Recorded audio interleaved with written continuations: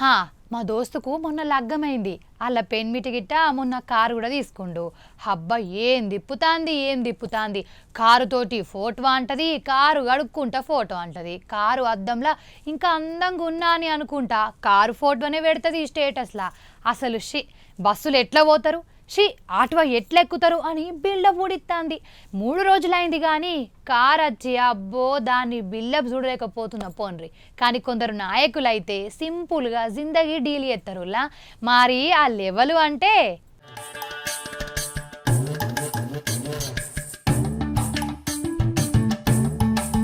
పెద్ద పెద్ద కార్లున్నా విమానాలం పోయేంత పలుకుబడున్నా మెట్రో ఎక్కిండు, అందరితోటి కలిసి ప్రయాణం చేసిండు మంత్రి జూపల్లి కృష్ణారావు సారు.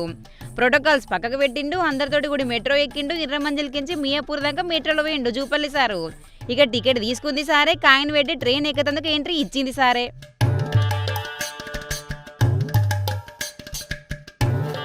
చూస్తే రష్ ఉంది, జనాలు ఎక్కువ ఉన్నారు, నిలుచున్నందుకు తక్లీఫ్ అయింది, కూర్చున్నందుకు సీటు లేదు. అయినా సరే లేపుంటారనే వాళ్ళు లేపలే, కూర్చున్నందుకు జాగడగలే. అందరితోటి కలిసి నిల్చొని జరసేపు ముచ్చట్లు పెట్టి మంచి చెడులు అరుచుకుంటూ సారు.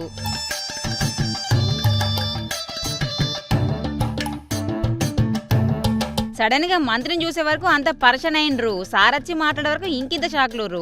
సెల్ఫీలు గుంజిర్రు, మంచెడులు చెప్పుకుర్రు. సారసుతం ఫోటోలకు పోజ్ ఇచ్చిండు, నవ్విండు, ముచ్చట్లు అరుచుకుండు. వెనక పొంటి పెద్ద సెక్యూరిటీ లేదు, హడావిడి అసలే లేదు. పోయినేట సుతం ఎల్బీ నగర్ కెంచి కేపీహెచ్పి దాకా మెట్రోలో పోయిండు సారు. ఇక ఇప్పుడేమో ఎర్రమంజల్ కెంచి మియాపూర్ వచ్చే.